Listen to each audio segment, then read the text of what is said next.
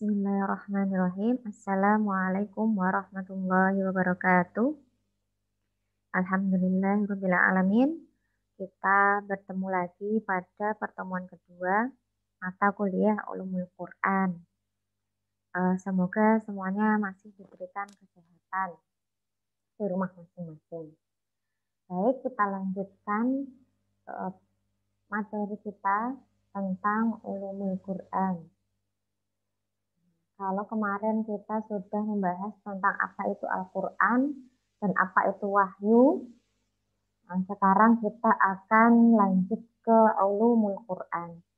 Ulumul Quran secara definisi terdiri dari dua kata, ulum dan Al-Quran. Ulum itu artinya adalah pengetahuan, pengertian, apalagi semua kaitannya dengan ilmu ya. Nah, itu ulum, jamaknya dari ilmu. Jadi beberapa pengertian, beberapa pengetahuan, beberapa pemahaman, seperti itu. Kita menggunakan kata jamak. Kemudian kalau Al-Quran, kemarin sudah kita bahas ya. Al-Quran itu ya Alkitab kalamullah munazzal ila Nabi Shallallahu Alaihi Wasallam. Apa kemarin? Al-muta'abbad bi tilawatihi, al-mutawattir nuzulihi, apalagi al-mu'jiz, al-muta'abbad bi tilawatihi. Kemarin diingat-ingat lagi ya. Al-Quran itu kalamullah yang turun kepada Nabi Muhammad dengan sifat-sifatnya, sifat-sifatnya mutawatir turunnya, terus muta'abbad bi tilawatihi, bernilai ibadah bagi yang membacanya, kemudian mu'jiz, biman yaktu bimislihi. Jadi termasuk mukjizat atau melemahkan orang-orang yang ingin mendatangkan ayat semisal Al-Quran. Nah, kemudian definisi ulumul Quran adalah pembahasan mengenai turunnya Al-Quran, urutannya, pengumpulan, penulisan, penafsiran, mukjizat, nasikh mansukh, dan semua hal yang berkaitan dengan Al-Quran. Atau al-ilmu bima yata'allaq di Al-Quran. Jadi setiap ilmu yang berhubungan atau yang membahas tentang apa saja yang ada dalam Al-Quran. Dari segi nuzulnya, urutan ayatnya, kemudian sejarah pengumpulan dan penulisannya, penafsirannya, bahkan segi mukjizat wahyu itu juga masuk dalam ulumul Quran. Semua hal yang berkaitan dengan ulumul Quran. Untuk itulah ruang lingkup ulumul Quran itu dilihat dari definisinya. Ruang lingkupnya ya ulumul Quran itu membahas tentang urutan Al-Quran, pengumpulan dan penulisan, nuzulul Quran, proses turunnya Al-Quran, kemudian penafsiran, nasikh mansukh, dan lain sebagainya. Itu ruang lingkupnya. Semua hal yang berkaitan dengan Al-Quran itu masuk ke ruang lingkup Al-Quran. Oke, kemudian ilmu Al-Quran yang kita pelajari sekarang itu enggak serta-merta ada ya. Tidak kok dari dulu ada dan sama sampai sekarang itu beda. Ada sejarahnya, step by step-nya gimana ulumul Quran itu bisa kita nikmati atau bisa kita pelajari hingga sekarang ini bisa masuk ke materi perkuliahan gitu ya. Oke, karena Al-Quran itu turun di masa Nabi ya. Nah, Al-Quran itu turun di masa Nabi Muhammad. Nah, itulah dimulailah ulumul Quran itu pada masa Nabi. Tetapi apakah ketika masa Nabi itu ulumul Quran seperti sekarang? Tentu tidak. Al-Quran pada masa Nabi itu caranya adalah ketika Nabi mendapatkan wahyu Al-Quran, kemudian Nabi akan menyampaikan. Entah menyampaikan pada majelis taklim, entah ketika ada kayak mungkin kalau sekarang pengajian akbar gitu ya. Ketika haji wada itu kan kayak semacam ada pengajian gitu ya, pengajian dari Nabi ya, kayak mungkin kalau dibayangkan kayak pengajian akbar. Bisa dari majelis taklim, bisa dari pengajian akbar, atau ketika Nabi sama sahabat-sahabat tertentu, misalnya ada pertemuan skala kecil dengan sahabat-sahabat tertentu. Nah, itu atau kepada istri-istri Nabi. Nah, itu jadi ketika beliau mendapatkan wahyu, beliau akan mengajarkan. Karena salah satu sifat wajib Nabi itu kan tabligh, ya, mengajarkan. Jadi menyampaikan. Jadi ketika Allah menurunkan wahyu terkait apa saja, wahyu Al-Quran maksudnya ya, khususnya dalam wahyu ayat Al-Quran itu Nabi kemudian secara lisan menyampaikan kepada orang lain. Nah, sahabat-sahabat, istri-istri, atau orang yang mendengar ayat Al-Quran itu langsung dari Nabi, kemudian menyampaikan, menghafalkan, dan menyampaikan ke orang-orang sekitarnya. Nah, itu seperti itu. Jadi, antara Nabi sama orang-orang muslim saat itu, misalnya pun nggak ketemu, itu disampaikan oleh orang yang bertemu langsung dengan Nabi. Nah, jadi prosesnya masih lisan, karena ya memang belum ada keinginan atau belum ada untuk menulis sebelum ada.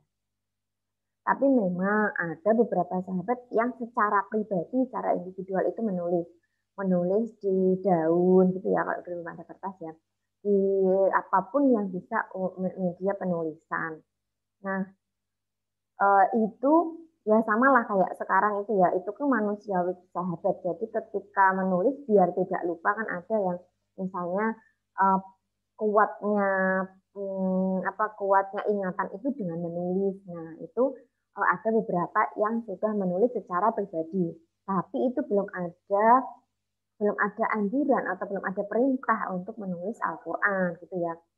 Tapi Nabi ada yang mempercayakan itu kepada sahabat untuk menulis ayat Al-Quran. Nah, gitu nanti ini akan dipertemukan ketika pembahasan ulumul hadis. Jadi ketika ulumul hadis itu memang tidak ada yang boleh menulis, karena ketika itu takut bercampur dengan ayat Al-Quran. Jadi memang sudah ada penulisan secara individual gitu ya, tapi belum resmi, dan itu masih pokoknya turun, saya mendengarkan kemudian saya menulis. Nah, ketika menyampaikan pun tidak kok dikasih tulisannya, tidak dikasih misalnya kayak surat gitu, tidak ya, tapi disampaikan dengan lisannya. Itu periodenya seperti itu. Kemudian masa Khulafaur Rasyidin juga masih seperti itu, hingga orang-orang Arab mulai bergaul dengan orang-orang non-Arab. Nah, ketika ada mungkin dari segi perdagangan, ketemu dengan orang non-Arab, atau mau ekspansi wilayah, yang itu adalah bertemu dengan orang-orang non-Arab. Nah, di situ mulai ada Khalifah Utsman, itu ketika itu ada yang menulis mushaf Al-Quran untuk dikirimkan. Nah, tapi ketika Khalifah Utsman itu mulai tahu banyak mushaf yang ditulis, mulai ada kekhawatiran, ada yang berbeda gitu ya. Akhirnya Khalifah Utsman itu meminta untuk menggunakan mushaf induk. Jadi ada mushaf induknya gitu. Mushaf induknya meskipun belum rapi gitu mungkin ya. Ada mushaf induknya untuk dijadikan contoh. Jadi yang sudah tersebar melalui surat-surat itu disuruh dibakar. Kemudian Khalifah Utsman membuat mushaf induk yang untuk dijadikan pedoman. Jadi ada mushaf induk yang mohon maaf saya lupa ada jumlahnya berapa gitu ya. Jadi ada yang disimpan sendiri, ada 4 atau 3 kalau nggak salah, itu yang disebarkan ke beberapa wilayah itu tadi. Itu mushaf induknya. Jadi untuk yang masih tertreteli satu-satu itu disuruh dibakar, karena yaitu tadi takut ada yang itu bukan Al-Quran gitu. Itu bentuk kehati-hatian. Tapi para ulama bersepakat bahwa salah satu mukjizat Al-Quran itu gampang dihafal, itu yang pertama ya. Kemudian memberikan kelebihan sahabat itu dengan hafalan yang kuat. Itu salah satu privilege ya. Jadi kelebihan sahabat itu dianugerahi Allah dengan ingatan yang kuat. Nah, jadi untuk mengingat tanpa harus menulis pun beliau-beliau itu sudah kuat gitu. Itu salah satu kelebihan dari Gusti Allah. Nah, Al-Quran sendiri jadi itu. Al-Quran itu mukjizatnya gampang dihafal. Karena ada ya, itu istilahnya gini, menghafal dan menjaga Al-Quran itu dibantu gitu sama Gusti Allah. Pernah ada dulu dosen saya yang challenge sama temannya yang non-muslim. Itu untuk gimana kalau kita sama-sama saya menghafal kitab suci saya, kamu menghafal kitab suci kamu. Dan akhirnya yang non-muslim itu juga menyerah karena susah menghafal kitab sucinya. Sedangkan Al-Quran itu dia memang susah, tapi bisa dihafal, gitu ya, bisa dihafal. Nah, kita sudah tahu ya, hafal itu banyak sekali. Nah, gitu. Jadi salah satu kemujizat Al-Quran itu di situ, mudah sekali untuk dihafalkan. Nah, di sini balik lagi ke sejarah ya. Khalifah Utsman ketika sudah mulai mempunyai mushaf induk itu dasar ilmu Rasmul Quran itu sudah ada, walaupun belum ada teori khusus ya. Jadi Rasmul Quran itu atau penulisan Al-Quran itu sudah mulai ada. Nah, kemudian lanjut di Khalifah Ali bin Abi Thalib. Nah, Al-Quran itu kan zaman dulu ya ketika Nabi menyampaikan Al-Quran itu kan ditulis aja ya, ditulis Al-Quran ya, tapi tanpa ada harokat, tanpa ada titik, tanpa ada tanda baca apapun gitu ya. Jadi masih kosongan. Nah, jadi antara misalnya ba, ta, sa, nun itu juga nggak ada pembedaannya. Nah, kenapa mereka tetap bisa membaca? Karena mereka hafal gitu ya, karena mereka hafal ya sama kayak kita. Misalnya kita sambil kuliah terus nulis yang itu cuma disingkat y garis, misalnya gitu ya. Nah, kenapa kita bisa tahu bahwa itu bacanya yang karena kita hafal gitu. Karena kita sudah menyimak langsung, itu cuma untuk membantu. Nah, Al-Quran semasa itu juga kayak gitu. Karena penulisan individual itu cuma untuk membantu beliau itu menghafal, jadi belum ada harokatnya, belum ada tanda bacanya. Nah, kemudian ketika Khalifah Ali itu memerintahkan Abu Asad Abdu Ali yang kita kenal dengan Bapak Ilmu Nahwu ya, untuk memberikan i'ram pada Al-Quran. Nah, jadi sudah mulai bisa dibaca, ada titiknya, titiknya satu di bawah, titiknya dua di atas, nah, dan lain sebagainya. Akhirnya bisa terbaca. Nah, di situ kemudian lanjut lagi ke itu Khulafaur Rasyidin selesai ya. Kemudian abad ketiga Hijriah. Nah, abad ketiga Hijriah ini mulai ada buku-buku tentang ulumul Al-Quran. Ada juga, tapi fokus dari abad kedua ya ini sebenarnya. Abad kedua sampai keempat Hijriah itu mulai fokus penelitian tentang Al-Quran. Nah, tapi lebih banyak dulu itu tafsirnya. Karena kan Al-Quran dan tafsir itu semacam tidak bisa dipisahkan ya. Karena ketika ada misalnya Al-Quran itu kan masih berlanjut tablignya atau penyampaiannya masih berlanjut hingga tabi'in dan generasi setelahnya.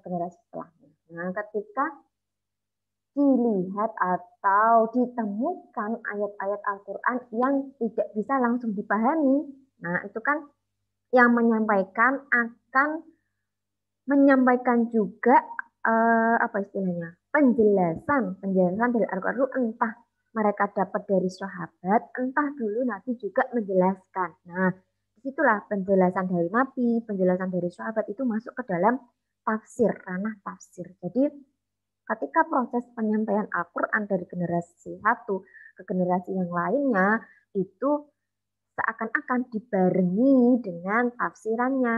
Nah, sama kayak sekarang ini ya, misalnya saya menyampaikan materi ini dalam bentuk PowerPoint seperti ini saya kirim, tapi tidak saya jelaskan. Nah, itu anggap saja misalnya PowerPoint ini adalah ayat Al-Quran. Nah, kemudian jenengan yang nompo atau yang menerima ini kan ada, oh ini maksudnya apa sih? Ada panah kesini maksudnya apa? Nah, saya kasih penjelasannya. Gitu kan. Jadi antara materi dan penjelasan itu kan jalannya bareng. Nah, disitulah kenapa abad awal adanya ilmu-ilmu Al-Quran muncul itu memang disertai dengan tafsirannya. Nah, tapi memang belum ditulis. Nah, ketika abad ke berapa 3 sampai 4, 2 sampai 4 itu mulai muncul ilmu-ilmu tafsir. Ada tafsir Tobari ketika itu ya, tafsir Tobari itu di abad ketiga atau 4 kalau nggak salah itu mulai dinilai tafsir yang bagus atau yang tafsir yang lengkap dan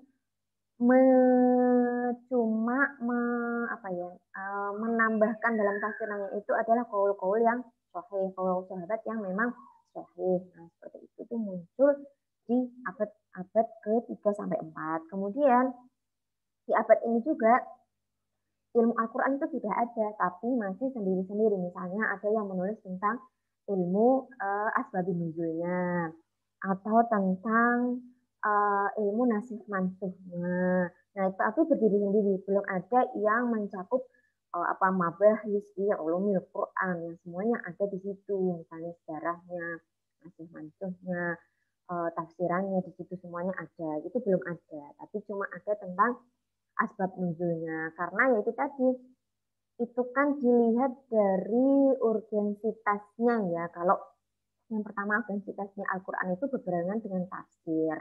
Nah, di dalam tafsir itu kan nanti juga dijelaskan sejarah ayat ini turun atau asbab nuzulnya. Gitu kan orang yang mau yang belajar ayat Al-Quran itu juga akan menanyakan itu. Selain menanyakan kandungan makna ayatnya, kemudian gimana sih ceritanya ayat ini kok bisa turun dari Gusti Allah. Nah, gitu. Makanya muncullah ilmu asbabun nuzul. Nah, seperti itu. Nah, kemudian kan ada memang hukum yang misalnya yang di pertama ayat-ayat kok diperbolehkan, kok kemudian ditolak, tidak diperbolehkan lagi, atau yang dulu tidak diperbolehkan sekarang sudah diperbolehkan. Nah, itu muncullah kok ada sih ketimpangan. Nah, muncullah ilmu nasih dan mansuh. Jadi ilmu-ilmu itu muncul karena eh, apa itu? Kebutuhan masyarakat di zaman itu cuma sampai di situ gitu. Jadi sudah mulai muncul ilmu Al-Quran, tapi sendiri-sendiri, belum ada yang menghimpun. Nah, kemudian baru setelah abad itu ya, abad ke-5 sampai abad ke-9 Hijriah itu mulai ada ulama-ulama yang mulai menghimpun ilmu-ilmu Al-Quran itu ke dalam satu kitab. Misalnya di sini ada Ali bin Ibrahim Said Al-Hufi itu menuliskan Al-Burhan fi Ulumil Quran. Kitabnya bisa kita baca sampai sekarang ya. Itu ada kitabnya Al-Burhan fi Ulumil Quran. Itu sudah lengkap ya isinya. Maksudnya apa pengetahuan yang berhubungan dengan Al-Quran itu sudah dihimpun dalam satu bab yang utuh. Nah, itu mulai banyak muncul kitab-kitab itu di sini, kitab-kitab tentang ilmu Al-Quran itu di sini. Nah, kemudian setelah itu abad ke-9 sampai 13 itu mulai vakum lagi karena ya belum mungkin karena istilahnya apa ya, sudah lengkap dan belum ada kebutuhan yang lain. Kebutuhan yang lain itu kayak tadi misalnya akhirnya ilmu tafsir muncul, ilmu nuzulul Quran muncul, asbabun nuzul muncul, itu kan karena kebutuhan ya. Nah, di abad setelah abad 9 ini dirasa kitab-kitab yang memuat tentang ulumul Al-Quran itu sudah lengkap. Nah, sudah lengkap ada di abad ke-5 sampai 9. Jadi di abad ke-9 sampai 13 ini hanya belajar kitab-kitab yang sudah ada gitu ya. Jadi bukan kok vakum terus tidak ada pembelajaran, tidak, tapi karena dinilai kitab-kitab yang sebelumnya itu memang sudah lengkap dan belum ada kebutuhan untuk memunculkan kitab yang baru. Nah, itu di sini itu ada vakum penerbitan, nah istilahnya ya penerbitan kitab-kitab, nah itu ada yang vakum. Nah, kemudian yang terakhir adalah abad ke-13 hingga sekarang. Nah, kalau sekarang kita bisa lihat ya, ulumul Al-Quran itu enggak cuma Al-Quran itu nggak cuma dipelajari ulum-ulumnya, tapi juga sudah ada penerjemahan ke dalam bahasa asing. Kemudian kalau dari segi buku-bukunya itu juga ada yang memuat semua bab-bab tentang ulumul Quran kayak Manahilul Irfan fi Ulumil Quran itu juga baru ya kitab-kitab di abad ke-13. Kemudian kitabnya Mana Al-Qoton fi Ulumil Quran itu ya karangannya Mana Al-Qoton maksudnya.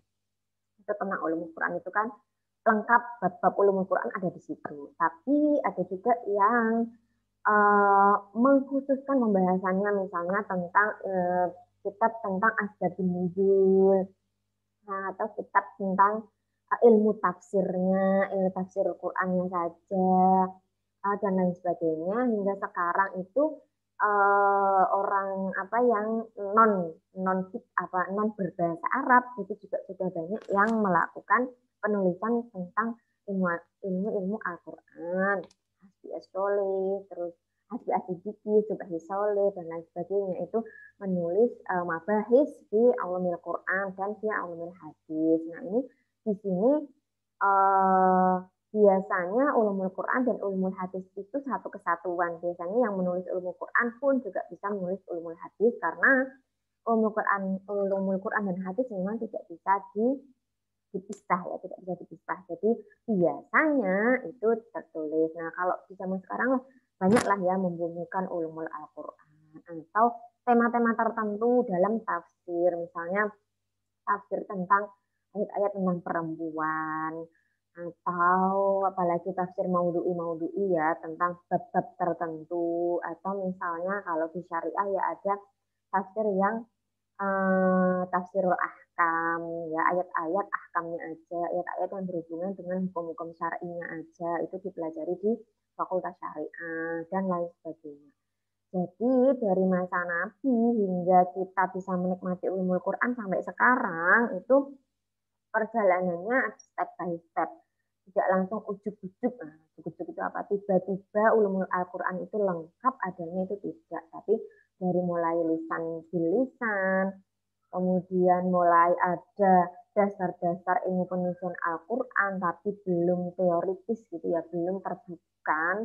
Kemudian belum ada tanda bacanya, kemudian dilanjutkan dengan menambah tanda baca Al-Quran. Nah, ini masih seputar ilmu Al-Qurannya, tapi belum ada ulumnya atau pembahasan-pembahasan secara teoritisnya belum ada, gitu kan sampai abad ketiga Hijriah. Baru ketika abad ketiga mulai ada yang secara teoritis, sedikit-sedikit ilmu nasikh-nasikhnya dulu.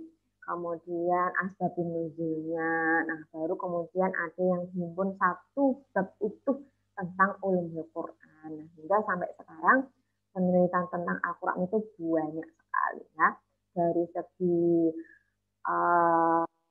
penelitian yang pustaka dan juga fenomena. Ada yang namanya kajian tentang living Quran kalau sekarang ya. Jadi skripsi-skripsi itu kan ada yang memang kajian pustaka di yang lapangan. Kalau berhubungan dengan Al-Quran ya ada yang kitab-kitab yang membahas tentang ulumul Quran. Ada juga yang tentang fenomena masyarakat yang berhubungan dengan Al-Quran. Misalnya ada yang setiap apa lapanan ada hataman Al-Quran misalnya atau peringatan-peringatan apa yang menggunakan ayat-ayat Al-Quran sebagai tradisi dalam masyarakat. Nah itu maksudnya nanti ke kajian living Quran. Nah seperti itu. Sekian dulu untuk pertemuan kedua ini. Kita hanya membahas tentang ulumul Quran dari segi definisi, ruang lingkup, kemudian sejarahnya. Monggo kalau ada pertanyaan akan kita, dan materi selanjutnya akan kita sambung pada pertemuan ketiga. Terima kasih sudah menyimak. Mohon maaf apabila ada kekurangan. Wassalamualaikum warahmatullahi wabarakatuh.